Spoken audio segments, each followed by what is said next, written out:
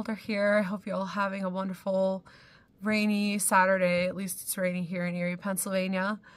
I'm at the Blasco Library Media Lab working on some comedy, and I'm also working on a set of videos to keep track of my comedy journey and what I've learned, and also introduce myself to the world as a comedian, my comedy persona, and document my journey. So if you're watching this video, thank you for taking time to get to know me. And I hope you maybe learned something interesting. I'm going to be talking a lot about my past because I do have 21 years of theater and comedy experience. And I'm going to talk about my present, like what I'm working on now. And I'm going to talk about my vision for the future.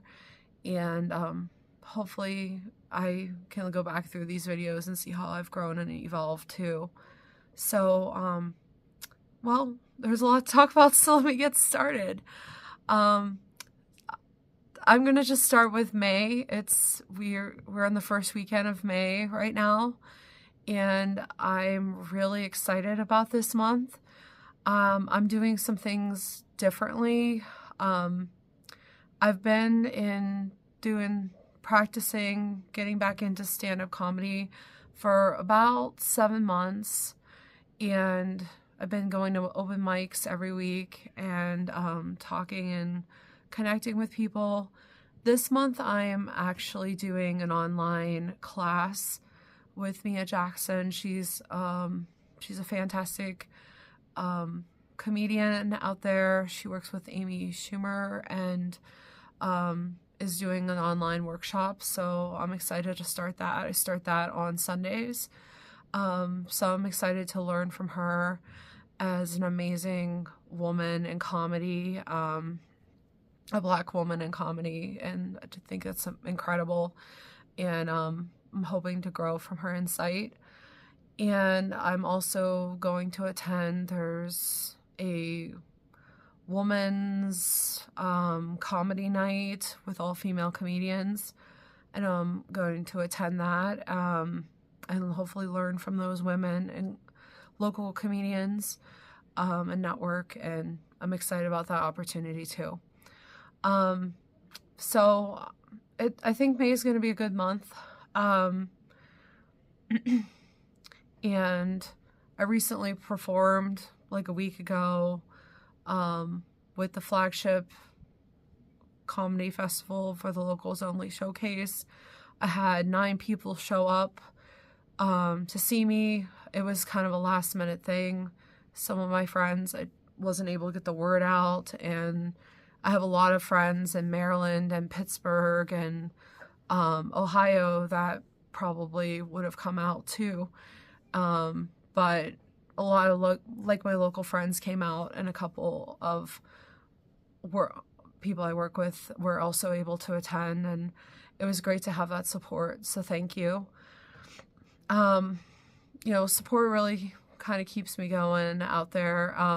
It's not easy doing comedy, and it can be very cliquey. You can get left out of a lot of stuff, and it's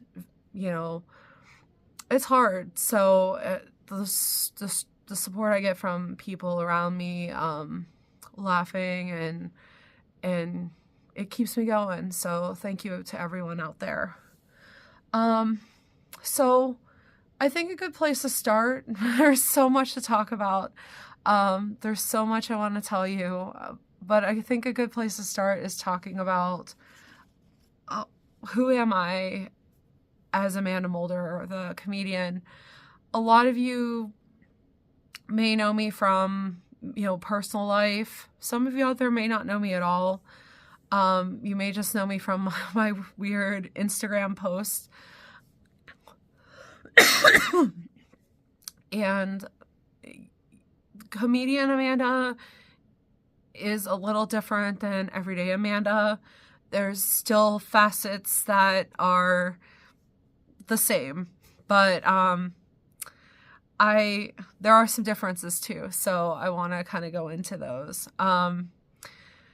Because when I think of my comedy persona, I think of Amanda Mulder, the comedian, is witty, funny, confident, happy. I think of myself as a comedian. It's who I am and who I envision myself to be someday, like the best, most confident version of myself. I really thrive. I have like an extroverted energy. And I really thrive from being on stage and being in front of people and telling my stories. And I hope to become more and more of this more ideal person, version of myself, with more confidence. And I realize the only way I'm going to get to become this person is to kind of, like we say in the Commedia dell'arte, which is another form of theater I do, is to put on that mask and kind of see what happens. So every time I do comedy, I put on that mask and become that person on stage. And part of being a comedian is you write like a bio. You think about who you are, especially if you're trying to have a website or submit to places, or have a YouTube channel. And my bio, I wrote, it's this. Ever since Amanda was voted most unique from her high school senior class, the world's never quite been the same. Crossing into the stand-up world from 23 years of improvisational theater and education, Amanda has many fascinating tales from her time as a teacher, actress, quirky neighbor, and self-partnered independent cat lady. Get ready to laugh and learn things you didn't know you didn't know. So hopefully that tells you a little bit about myself. That's how I see myself. And the style comedy I do is called observational comedy. So tales of the world around me through my eyes. Not really my personal style, not really into insult comedy.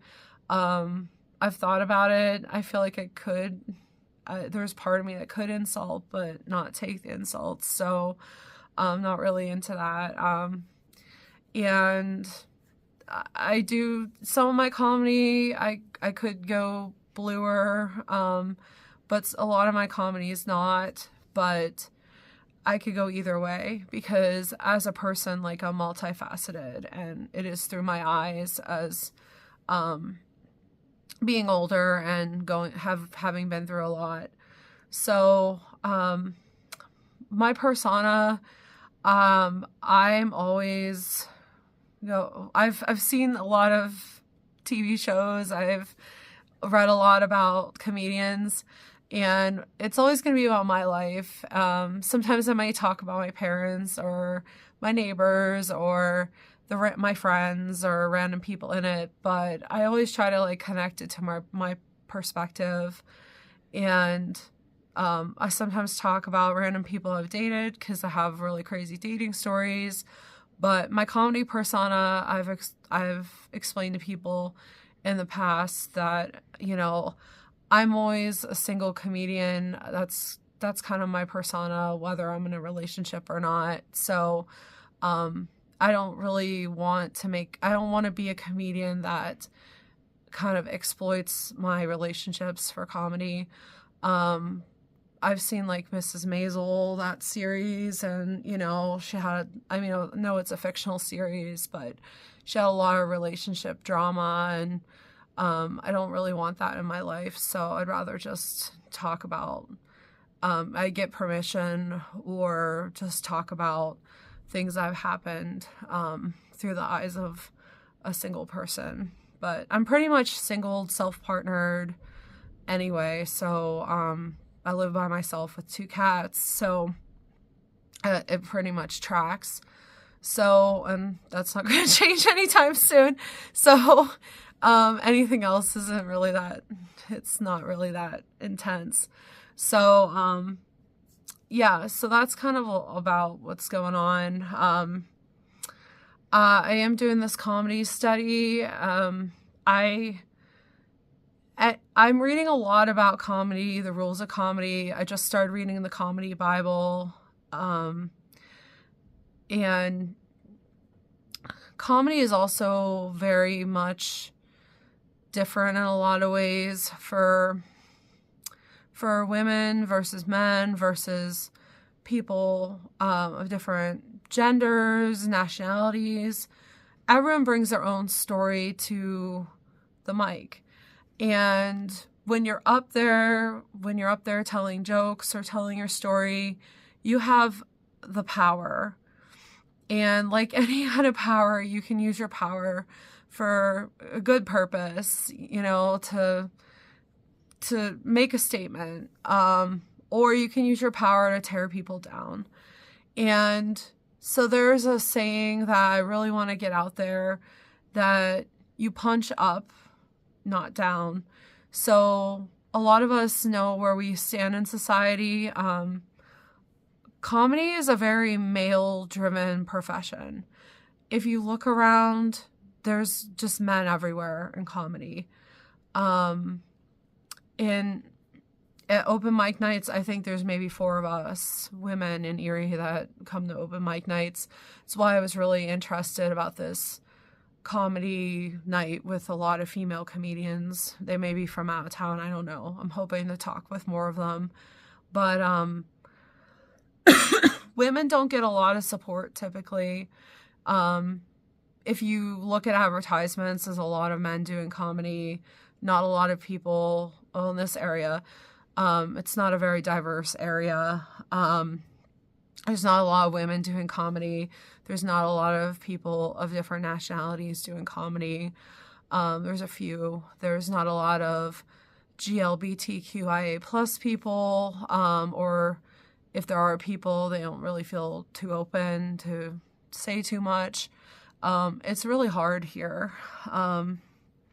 So comedy is a time when you can go to the mic and tell things from your perspective. And to punch up means, like, you know, I, as a woman, I'm unfortunately in this society in a lower place than a lot of men. So I could tell jokes about men. Unfortunately, there's a lot to tell because I've been through a lot of crap. And so comedy is also like a healing mechanism for me. But I wouldn't really, you know, I would never really tell jokes about people of different nationalities. I'm Polish and Ukrainian. I'm not of any kind of like Hispanic, or, you know, I'm not Black, so I wouldn't tell jokes about that. That's not my personal experience as a comedian.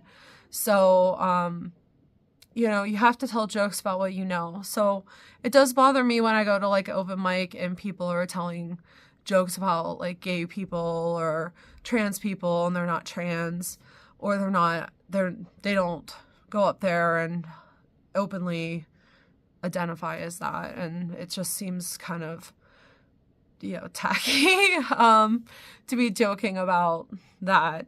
So, you know, I try to do my comedy thinking of, you know, punch up, don't punch down. But a lot of humor in this area are men like talking about how their wives bully them, or talking about, you know, women, how bad they are at sex. And it's just, there just isn't a lot of educated comedy in this area. So I don't know what to say more than I think it's important for comedians to look at their jokes, write things from, you know, knowing that you have the power to make a difference in the world by what you say. And, you know, you can be funny, but also, like, think about how your words are affecting the other people listening. You know, if you're telling jokes and there are women in the audience, you're probably pissing someone off. So, you know, I try to think about that. So I think the more I do comedy, the more I'll get to know myself and the more you'll get to know me. And I think it will be a really good thing. So thank you for listening to my first video, and I hope you all have a really great May, and video 2 will come out soon, and probably a couple weeks because I'm busy these next couple weeks, but I hope to talk to you more soon. Bye.